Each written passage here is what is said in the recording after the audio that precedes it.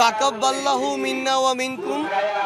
পুরো বাংলাদেশ সহ পুরো পৃথিবীতে মুসলিম সম্প্রদায়ে যারা রয়েছেন সবাইকে পবিত্র ঈদ উল ফিতরের শুভেচ্ছা। ঈদ মোবারক।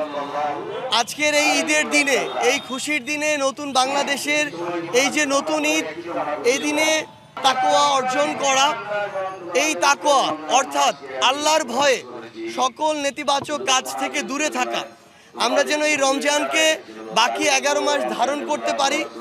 আল্লাহর ভয়ে, সৃষ্টিকর্তার ভয়ে সকল ধরনের নেতিবাচক কাজ থেকে যেন আমরা দূরে থাকি এবং আল্লাহর প্রতি আমাদের বান্দার হক রয়েছে এবং বান্দার প্রতিও বান্দার হক রয়েছে, এই হক যেন আমরা আমাদের জায়গা থেকে আদায় করি।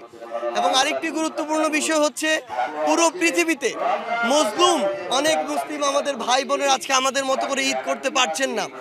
আমাদের ফিলিস্তিনের মুসলিম ভাইরা, উগ্র সাম্প্রদায়িক কিছু ভারতে হিন্দুত্ববাদী মানুষ রয়েছেন, যেখানে আমাদের মুসলিম ভাইরাও মজলুম।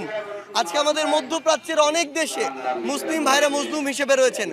আমাদের দেশে মিয়ানমারের অনেক মজলুম ভাইরা রয়েছেন। আমরা পৃথিবীর সকল মজলুম মুসলিম ভাইয়ের জন্য দোয়া করব, পৃথিবীর সকল মানুষের জন্য দোয়া করব, যেন আমরা একসাথে আমাদের মনের সংকীর্ণতা, আমাদের সীমাবদ্ধতাগুলোকে পাশ কাটিয়ে দেশের জন্য, মানুষের কল্যাণে কাজ করতে পারি এবং এই ক্ষণস্থায়ী জীবনে এমন কিছু করে যেতে পারি যেটার জন্য আমরা ইহকাল এবং পরকাল উভয় কালে শান্তিতে বসবাস করতে পারি। এই কামনা করছি।